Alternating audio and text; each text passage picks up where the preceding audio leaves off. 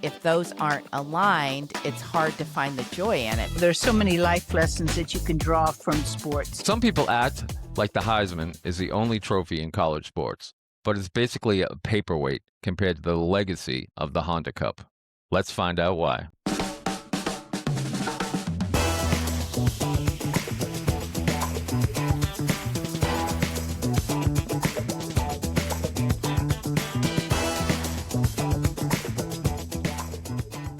Welcome to the DSPN Softball Central podcast, your comprehensive look into the world of fast-pitch softball.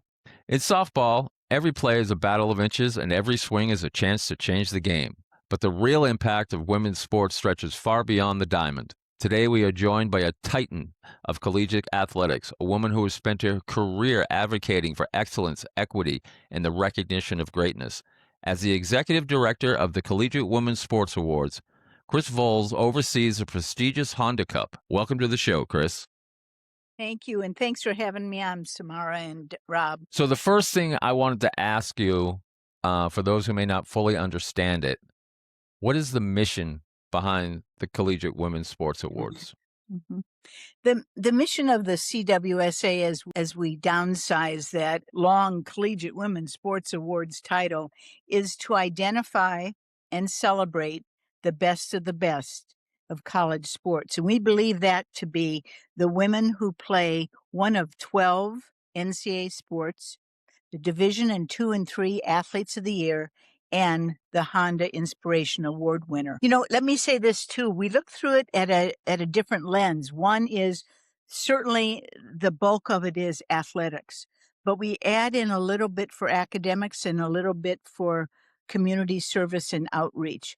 So it is kind of a composite of an ideal ambassador for sport that we end up getting in each and every one of our classes since 1976. This episode is sponsored by the Glove Pope. From custom glove builds to pro-level relacing, break-ins, and conditioning, the Glove Pope has mastered the art of glove restoration. Visit theglovepope.com. You can find them also on social media platforms at the Glove Pope. Mention DSPN and receive a 15% discount. So, Chris, you've had a unique journey from elite athlete to the executive director of the, like you said, the most prestigious awards in women's college sports. What moments in your life shaped that path the most? Oh, well, first of all, I'm going to correct you by saying that I do not consider myself an elite athlete. Although I played 4 collegiate sports, I was a very good athlete with very good leadership skills. So I probably got to stay in that game because I was coachable, because I made more good plays. I made the people around me better, and I was a good leader, a very good leader, but far from being the All-American on the team. Let me just be clear about that. I'm not going to believe you. I still think you're elite. I do, and I love your humbleness, but I'm sure that leadership is what's made you so successful at your current role. So with that being said, stepping into this role, how did your experiences as a competitor influence how you now evaluate excellence in athletes? Mm-hmm. Well, I would say, first of all, there's so many life lessons that you can draw from sports. I mean, they're countless. You have the ability to be on a team and learn teamwork. You have the life lesson of relentless pursuit. You have an L tomorrow, a setback tomorrow. It's the next day. You go right back to practice. You don't sit around thinking, what if? You have far less regrets than you have results, one way or the other. And when you have those results, you are certainly in a position where you have to deal with them, whether you fell short that day or whether you excelled over your opponent that day. So I think I first learned those when I, interestingly enough, played Little League baseball with my brother, Jeff. And it was an all-boys league. And I was, one of those in like 3rd grade. my brother in fourth, and so we could go out for the team. So I cut my hair for the first time, put a cap on, and showed up for practice. And as girls do, we grow faster than the boys at a certain age. And so I was taller than he was, even though he was a year and a half older, and I was the better athlete.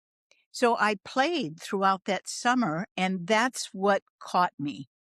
So it wasn't softball at the beginning, it was a little bit of baseball, because that's what the only thing available for girls were. And in fact, the door was shut on girls. So I went from my name, Christy Voelz, to being called Chris so that I could stay incognito on that little baseball team. So when did I start to learn about sports? It was then. But I rode the crest of Title IX throughout my whole career. As you said, I was an advocate of Title IX and equity and equality in sport. Title IX applies to 3 areas. 1, opportunities to play sports. 2, equal treatment and benefits. And 3, athletic scholarships. I was never anti-men, but I was always pro-women. And though it was through sport that I learned so many of the things that prepared me to be a head coach, to be an assistant associate, an athletics director, that prepared me to be a leadership gifts officer with the Women's Sports Foundation, or now sitting in this chair of executive director of the Collegiate Women's Sports Awards. So you mentioned a couple of things I want to touch on. The Women's Sports Foundation, which is the Billie Jean King Foundation. Is that correct? Yes. Right. So how did you get into that role first? And then I also wanted to ask you about your role at the University of Minnesota, and you kind Sure. of touched on both of those. So Sure. Well, in the 80s, I noticed, like everybody else, that we had an uphill climb. And I noticed that I had been a coach and an administrator, and the Women's Sports Foundation was doing something about it. They were raising dollars, they were raising expectations, they were doing research. So I began donating to them.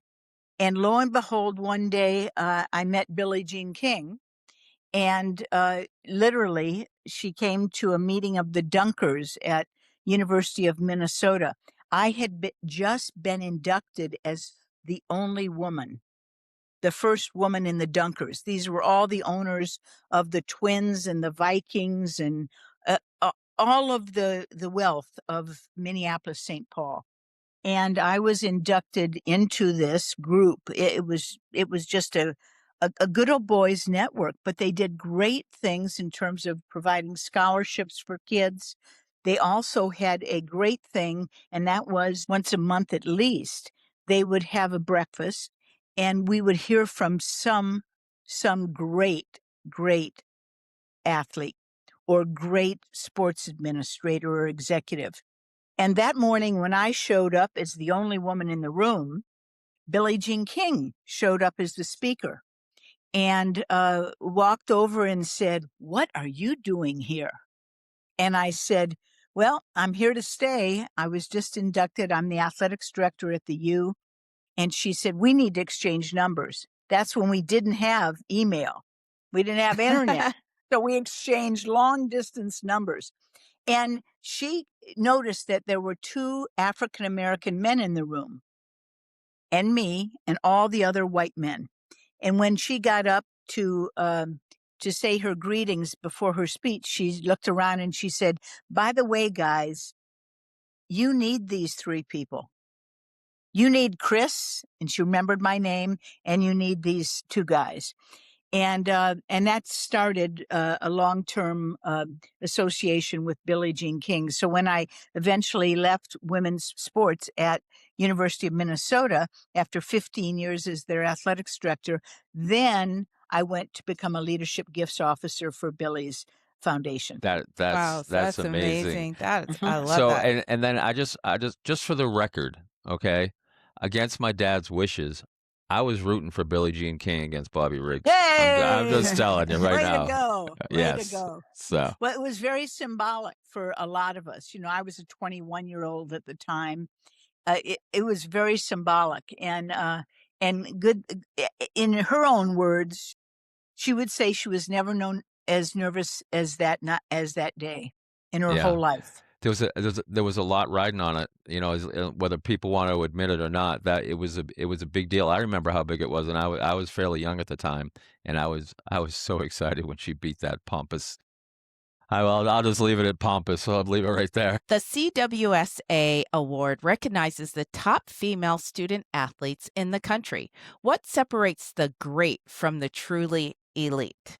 Oh, that's a wonderful question. I think that first of all, the very best, the great, have a great genetic components, and they work hard. So they have great talent. I think they are very highly motivated individuals, and I happen to think they are very coachable or teachable. They're people who are wanting to get better 1% a day. I think that the elite um, raises up almost a generational aspect where they're not just the best, but they're the best in their generation of 4 years in college, or they're the best of a decade. They're a generational talent. And if I might give a softball analogy, when we have a collegiate sport winner, as in softball, let's take Lisa Fernandez. Well, she won several times, 3 times our sport winner award. So she was great. One of those years, she won the cup. That meant she was flat out elite. She was a better athlete than other bests. So she beat out Cheryl Swoops in basketball. She beat out Dee Dee Foster and at Alabama gymnastics. She beat out Mia Hamm in soccer. Now, even though Mia Hamm went the next year to become the cup winner, it was not to be yet. She beat out Lisa Raymond, who was University of Florida tennis player who went on to earn millions and millions on the pro circuit. So in that regard, our sports winners are the best. They are great in their sport. And then when they line up against the other 11, the most elite athlete in the nation that year, female collegiate athlete, is the cup winner, and she is elite. Wow. That is so well put and perfectly explained. I love it. I love that answer, and it makes complete sense. I have changed my definition of great and elite in my head already. So that Well, I have this interview because of the Collegiate Women's Sports Awards, so therefore the analogy. no, it's perfect. It's absolutely perfect. So when you look at finalists, what intangibles stand out beyond the stats and the performance? Mhm. Well, we do look at a lot of stats and performance. We do. We look at what made them an All-American. And so we put together the All-American bios, if you will, the records they've set, what they've done. We clear with every single one of them that they're on record to becoming, they're making progress towards their degree. And we also clear that they have they've done something for their school, for their community. And then what we do is we put that forward to every senior woman administrator in the college ranks of the NCAA. We put those 4, because we have 4 finalists, every sport, every year. And those 4 finalists' ballots go out, and they see what that is comprised of, and they vote. So it's not a media vote. It's not a popularity vote. It's not a fan vote. It is hopefully those who have made their career in athletic administration and who follow this, who have their lifeblood through it, who then vote. And that one gives us a sport winner for every single of the 12 votes. Then what happens is they vote once again, become the top 3, and then those top 3 go to the board of directors. And then I, as executive director, present a comparison and contrast chart. So we compare all these analytics. We say who won the national championship or who got their team to the Final Four without any other All-Americans on their team. That's hard. Right. That Yeah. is hard. It's not as hard to get to the Final Four with 4 All-Americans or to get to the World Series with 3 All-Americans. But, what kind of leverage of a VIP is this person? And how far did they go? What are their stats? How do they compare with others? When Rachel Garcia was up as a sports winner, 3-time sports winner, we compared her to Lisa Fernandez. Now, why? Because they were both hitters and pitchers. Whereas we had a Keilani Ricketts, who was a cup winner, but she was really a pitcher from Oklahoma. So we compared and we said, even though she may not have been, well, let me say this, Rachel may have been going against fabulous, as they are every year, basketball players and soccer players and tracksters and everyone else. We could go back and say, she has the makings of a Lisa Fernandez. Lisa Fernandez who held the cup. Lisa Fernandez who was the best in her sport. And so that comparison and contrast earns some kind of notice from the board of directors who then determines this. And so we've been doing this since, for 50 years. So, and I think we've gotten it right every single year. Fantastic. Happy 50th anniversary, by the way. That's awesome. Alaska, yeah. Is there a common thread you've seen across winners over the years? I first of all, I am one of the few people who have seen all of our cup winners play. That is the advantage of aging. You aging gracefully. Thank you. I'm aging gratefully too. So gracefully is subjective, but gratefully is absolutely in the present. So I say that when they come in. I'll say that to all of the women who come in, because on our 50th, we will have the largest gathering of the greatest female collegiate athletes in the nation in the last half century.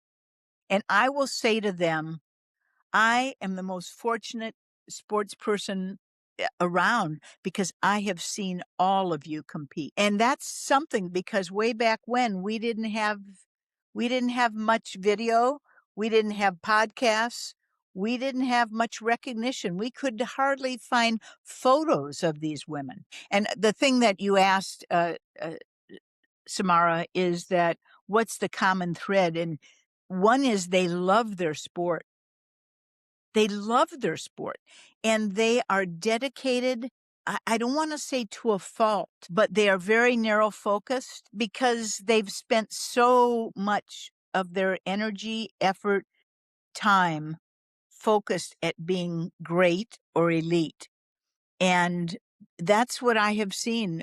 Unbelievable women who played to their strength, but the greats had unbelievable desire to win and the athleticism. So those are our cup winners, and those are the commonalities that I have seen among our winners. So can you share a story of a past winner whose impact went far beyond the sport? Caitlin Clark raised the ceiling in a multi-generational way. Matter of fact, in my life, probably raised it higher than it had been raised since Mia Hamm, Cup winner who were the 99ers in the Rose Bowl World Cup. They raised it through their sport, and then they kept raising it. Lisa Fernandez, who raised it up internationally. and then still gives back. And I could go on, because before that was Cheryl Miller. They made huge difference, as did so many women in between those decades. I mentioned before Jackie Joyner Kersee. For her to leave LA after the Olympics and go back to East St. Louis, she went back because she wanted to give back to a community that raised her. And it took a community. She was saved, she says, because of the local Boys and Girls Club. And so it was going to close its door. And Jackie went back to East St. Louis to open up and keep the doors open, and started her Jackie Joyner Kersee Foundation. Wow, that's amazing. And that is, I mean, generations and generations have followed. She has made a difference for not just girls, not just women, but she's made a difference in society through sport. They all learn their life lessons through sport. Yes, amen. I love that. And a woman. You had some good questions here. Oh, thank Woo! you. Thank you. You don't mess around. You're not just calling balls and strikes here. So, Chris, where do you see the biggest opportunity right now for female athletes at the collegiate level? Well, it's a conundrum, because we have, throughout my career, I rode that crest to Title IX. So we have more opportunities than we've ever had. We have more championships than we've ever had. We have more scholarship athletes than we've ever had. And that's really important. It's important to be giving girls and boys opportunities to become males and females of sports as they earn their degree. The landscape is changing.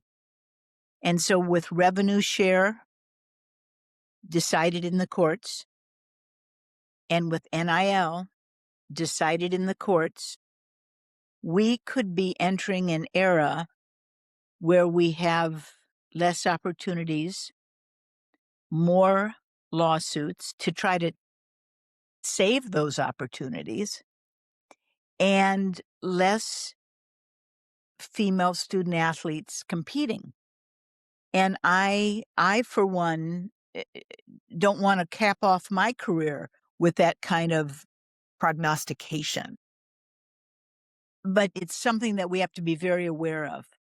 So the people out there who love softball have got to be vocal.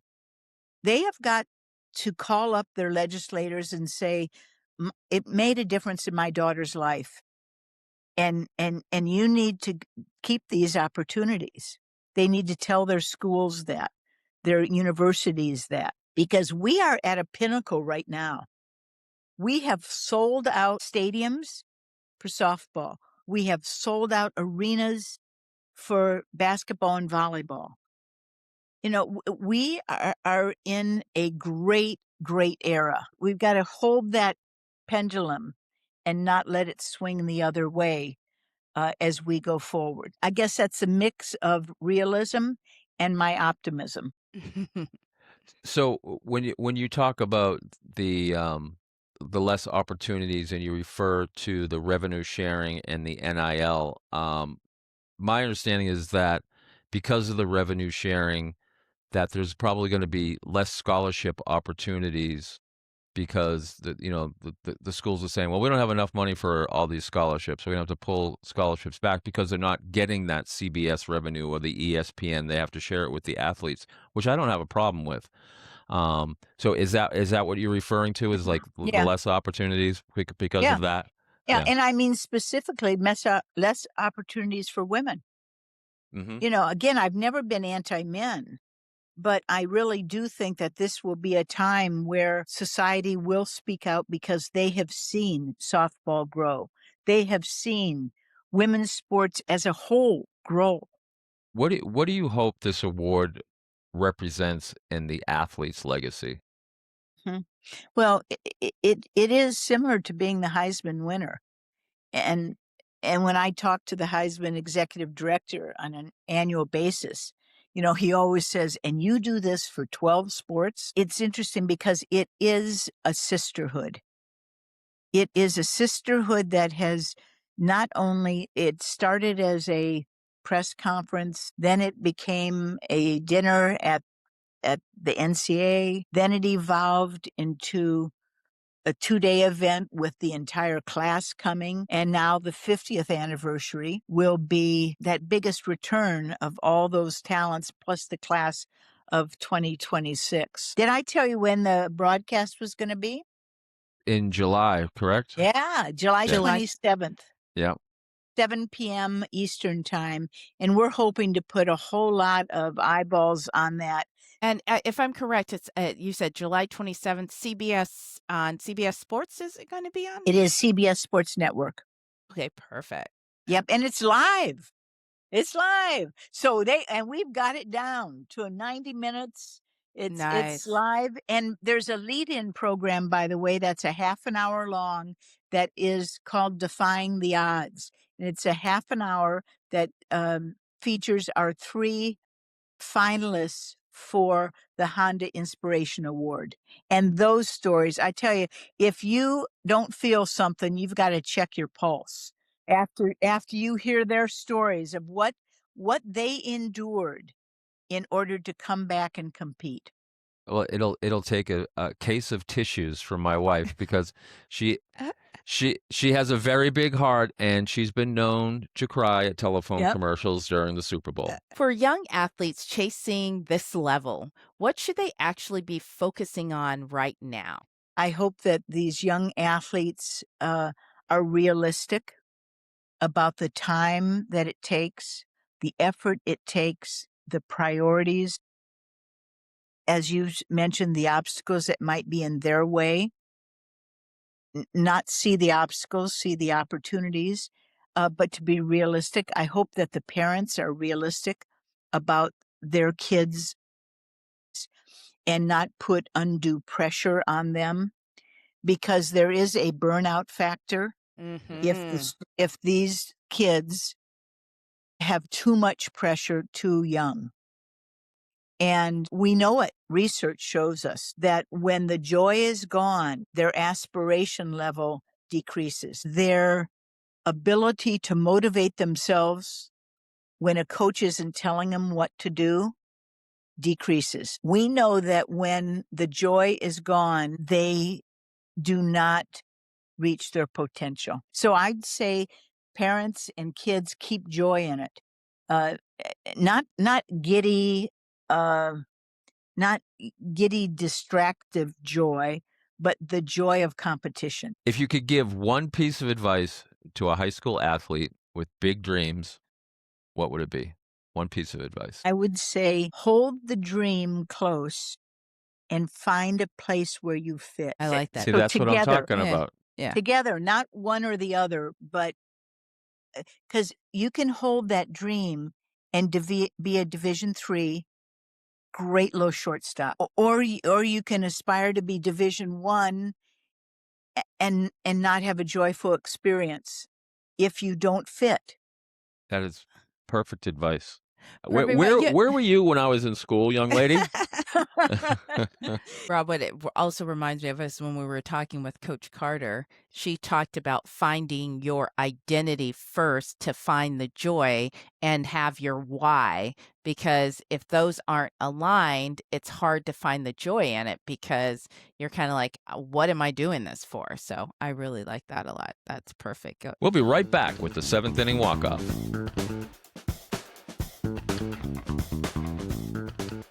Welcome back, everybody. This is the 7th inning walk-off. It's a trivia game that we play with our guests. There's a series of 7 questions. Some of the trivia questions have 2 parts, so you can get a point, or we call them runs. And then there's a second part of the question, which is an RBI. In today's game, we have 8 runs available for Chris to get. And and there's a couple of opinion questions mixed in there. So Okay. All right, you ready? What year did the NCAA sanction women's softball? 86. Okay, so it was 1910, actually. They also sanctioned two more women's sports that year. Can you name one of them? Basketball. It was field hockey and Oh. rowing. Rowing. Chris, what came first, the statehood of Minnesota or the University of Minnesota? The statehood came first.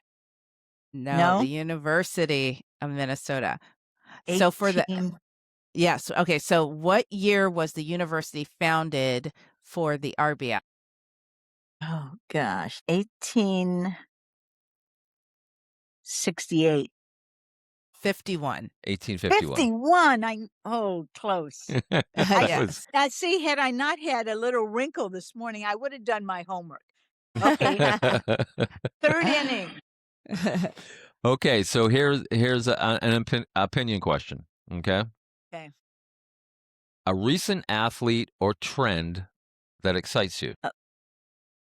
I think that the trend is everyone watching women's sports. I love it.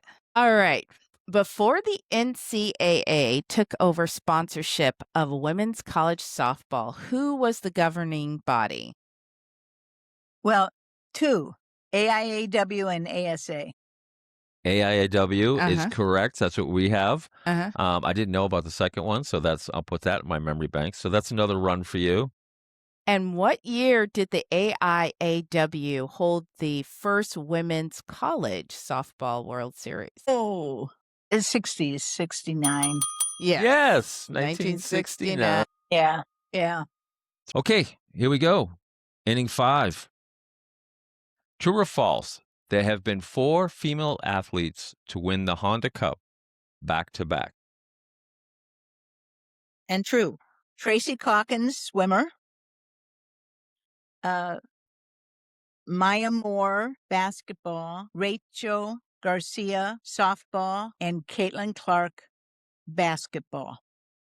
Ding, ding, ding. Winner. Good job. Good job. Number 6. This is an opinion question. Most underrated trait in an elite athlete. Vision.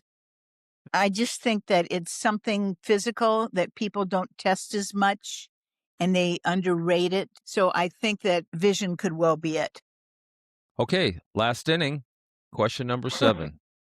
At your alma mater, Illinois State University, all the women's sports there are eligible for the Honda Cup. Name the 2 sports that are not offered at Illinois State that are eligible for the Honda Cup. Lacrosse and field hockey. Oh, Ding, ding, ding, ding, Wow. ding. Yeah. See, I know my sweet spot. That's Women's Sports Awards. I love it. Well, you got 5 runs out of a possible 8. You only left 3 runners on base, and that wasn't all at the same time. So that was Okay, fantastic. Good job. Excellent. It's been a while since I've had my cleats on. I did play college softball. I was So- going to ask you, remind me the 4 sports that you played in Yeah. college. I played 4 years of volleyball, 4 years of basketball, 3 years of softball, and 1 year of golf. Well, we really want to thank you for being here, taking time out of your extremely, extremely busy schedule. It's been a joy to talk to you about you. this award. We want to make sure it gets the attention that it deserves. Can you just one more time run down when it is, where it is, and all that? And where you can watch it. Yes. Yep. Exactly. Yep, absolutely. On July 26th and 27th will be the greatest gathering of the finest female collegiate athletes in the last half century. They will be celebrating 50 years of the first and most prestigious award for women.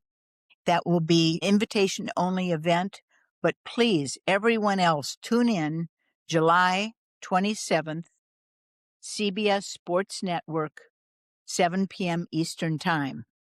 Onward. Onward. Onward. I love that. Well, again, thank you so much for being here. This has been a blast. I could talk to you all night long. Forever. Yes. Yes. Well, listen, if we can, I'd love to thank you in person someday, but thanks for what you're doing, really, not only just for your daughter, but for all of these daughters and parents out there. And thanks for giving me the opportunity. Really, you're doing good work. Thank you so much. I appreciate it.